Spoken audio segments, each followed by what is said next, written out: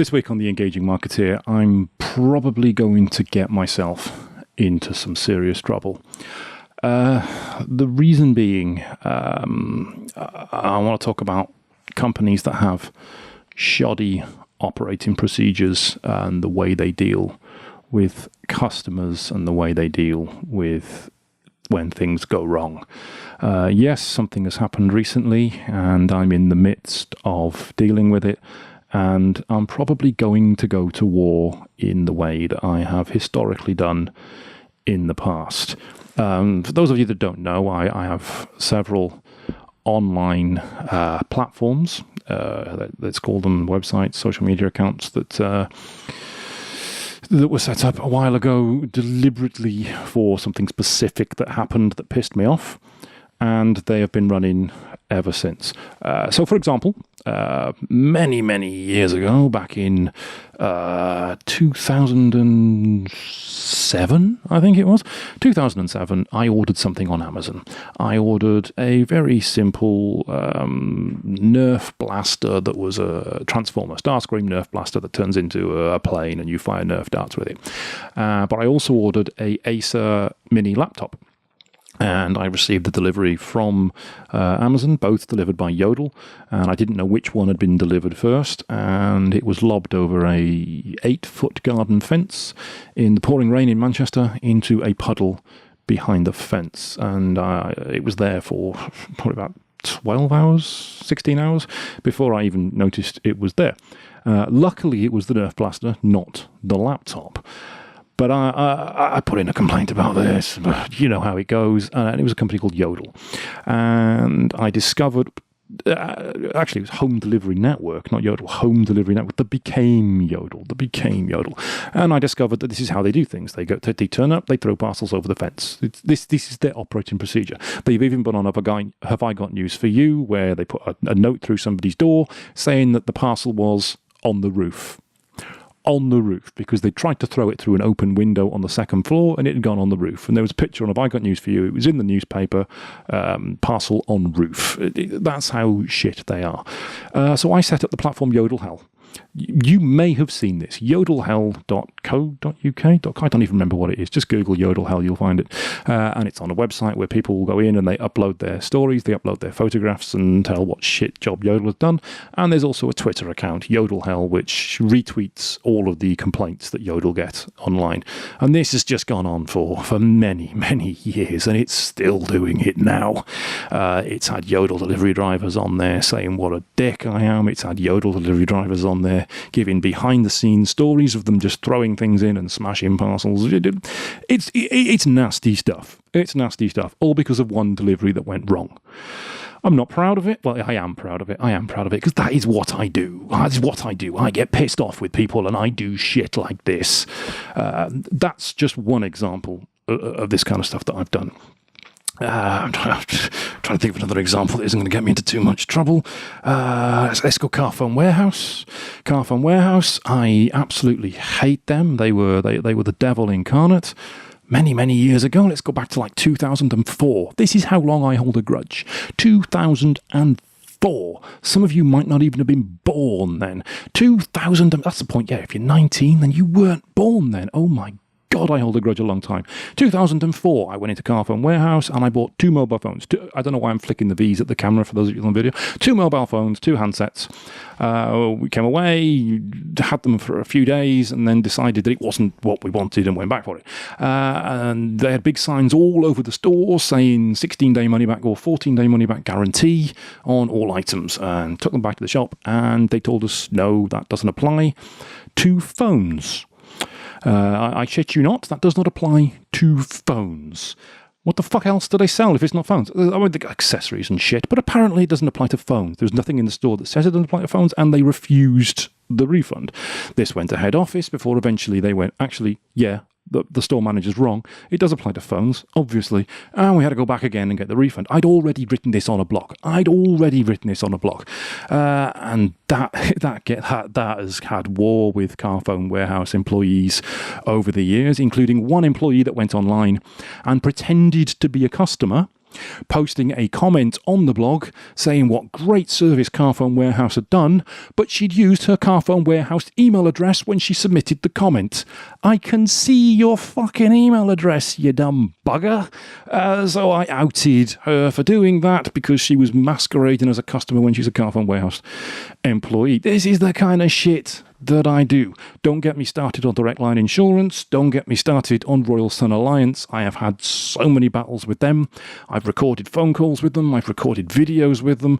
And they both lost. They both lost. I battle these bastards and I win. So what's pissed me off now? Oh, Jesus Christ. Some of you may know I've been redeveloping a house lately at great expense. I essentially spent over £100,000 redeveloping a house that I'm moving into. It's been a complete rewire, complete plaster job, complete decoration, kitchen, bathroom, floor restoration. And that's the problem, you see, the parquet wood floor. When I saw this house and it had this parquet wood floor, I thought, that's beautiful. That is beautiful. I'm going to get that restored. And we got one of our former clients to come in and restore the parquet wood floor. They did a fantastic job and the floor looked absolutely amazing. And of course, when you have a floor restored and trades come in, they damage the shit out of it. But the real issue was a furniture company of whom I bought a sofa from. Now, you all know this furniture company. To give you a clue who they are, they've probably got a sale on right now. You know the one. They always have a sale on. And I ordered I ordered this sofa and this armchair.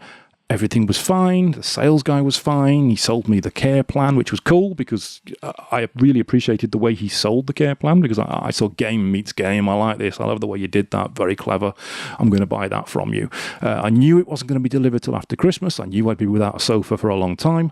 Not a problem. Not a problem. And then eventually I get my delivery date for this sofa. They come in. I get told by the guy in advance that they're going to put little plastic, rubber cups underneath the wooden feet so that it doesn't damage the floor because he knew I had a parquet wood floor. He knew it had just been restored. They'll put these little rubber feet under the seat. It's not going to be a problem under the leg so it won't scratch it. No worries. They come in. I see them attaching the little feet underneath it so they don't scratch it, after they've already fucking scratched the floor.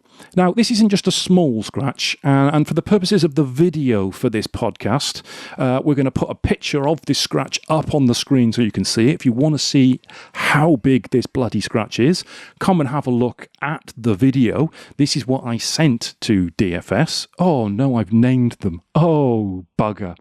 Oh, well, who gives a shit? This is what I sent to DFS, this image showing them the size of the scratch. Now, this is where the problem is, right? These things happen. They do. They happen. Things get knocked, delivery companies come in, things get damaged.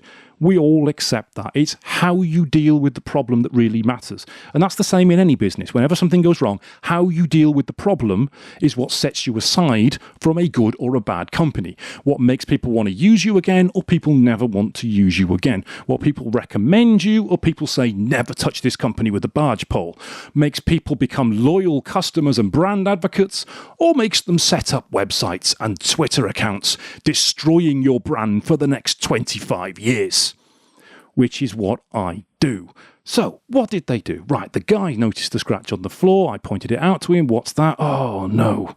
He got his phone out. He took 2 photos of this scratch and he said, I'll send that to head office and they'll be in touch with you within 24 to 48 hours to sort that out. Don't worry about it. It's not a problem. And he left. And I thought, well, that's that, isn't it? That's fine. That's going to be sorted. Because I had another problem just before Christmas when Dreams delivered a bed. They put the bed together. They dropped it on the wall, which had just been painted, and they put a big scratch down the side of the wall. But they took a photo. They submitted it. He got on the phone to the head office. Dreams got in touch with me within a few hours and said, I understand this has happened. We'll offer you X amount of money to get this fixed. That's fine. Okay, cool. So why wouldn't DFS do the same thing? But I worried because the Dreams guy picked up the phone. He spoke to them there and then. The DFS guy didn't. He left. I thought, I'm not sure if this guy's actually going to do it. I've got no way of knowing he's going to do it. So I thought, tell you what, I'll just I'll just contact them on social media just to be on the safe side so they know I've reported it at the same time. Because the guy, he's left the house like 5 minutes. 5 minutes after he's gone, I message them on social media and go, this has happened, just so you know, this should be reported. And they contact me and said, send it in a direct message. We need to get your information. I sent them my order number. Then he said, I need to see a wider photo so I can see the context of the room, so how big the scratch is in relation to where the furniture is. I thought, well, that's a bit weird because the guy who delivered it didn't do that. He just took 2 very close-up pictures of this scratch. He didn't take a wider photograph. That was my first worry. So I sent that to them and I said, your guy didn't do this. This is a problem. And then they came back and said, well, the guys haven't actually reported this. Therefore, if they haven't reported it, we can't accept liability for it. There's nothing more that we can do. What? Huh?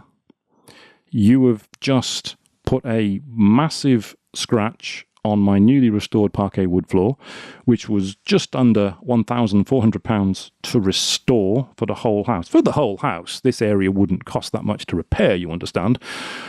And you're now telling me that the driver who said they are not... The driver who said that they're going to submit the photo and it's going to get back to me actually hasn't done that. He's pissed off and not done it. And you're not going to get liability. And he said, no, they should have done it while they were there. They should have done it while they were there. Well, how was I supposed to know that? How was a customer, was I meant to know that a delivery driver who delivers a sofa, which is probably once every 10-year, every 15-year purchase. We don't buy sofas every 6 weeks, do we? How was I meant to know this guy's meant to submit photographs of damage there and then before they leave the shop? And they are denying any culpability for what they have done. That doesn't sit well with me. So I had a look online. I had a look on Twitter, and I looked at the kind of tweets that DFS is replying to, and I can see complaint after complaint after complaint of their delivery guys causing damage, and DFS replying to it with the same, send us a DM, we'll sort this out, send us a DM. And it's the same process, isn't it? So what it seems to me, and this is how I get out of the whole being sued thing, it appears to me that what they seem to be doing is contacting customers and asking them to submit the information and then getting out of the liability afterwards by saying that the drivers didn't submit the photos. So the drivers appear to be taking the photographs on the day, saying that they will submit it to DFS head office, but then not doing that. And because they've not done that, DFS says, well, we are not liable for the damage actually caused. So they are getting out of paying for any repairs by getting their drivers to not actually submit the photographs of the damage that they cause. And then in the messages back to me, they keep using the term alleged damage, because we're not accepting liability for it, even though I literally saw them do it. So what option do I have? Well, let's say I could just suck it up, buttercup, and pay for the repair myself and say, well, next time I buy a sofa in 2032 or 2035, whenever it's going to be, remember, don't use DFS. Or if you do use DFS or any other delivery company, remember, if they damage your property when they deliver the sofa, that you probably want them to submit photographs online and watch them do it, watch them phone up the head office and do it. Otherwise, they're just going to get away with it scot-free. Or I destroy them. Now, which one of those two options do you think I am going to do? Now, this has been a bit of a weird Engaging Marketeer podcast because I'm not giving you advice. I'm not giving you tips on digital marketing. I'm not giving you tips on running... I am giving you a tip on running a business. Don't piss off your customers. Don't piss off your customers with your internal procedures, which are clearly defined so that you get out of liability for paying for repairs. Don't piss off your customers, and absolutely above all costs, don't piss off me. As Yodel will tell you, home delivery network before they were Yodel, as Carphone Warehouse will tell you, as Direct Line Insurance will tell you, as Royal Sun Alliance will tell you, as the CSA will tell you, as countless firms will tell you, because I don't take this lightly, and when I go for it full throttle. So be prepared, DFS, Damaged Furniture Store, that you've just declared war, and it is not going to be pretty. I am not going to be held accountable for what happens online, and failing to repair the flaw that your guys damaged and telling me that you are not liable for it is probably going to cost you considerably more in the long run. This has been the Engaging Marketeer. You've been listening to a very angry yet very composed Darren, and I will catch you on the next podcast.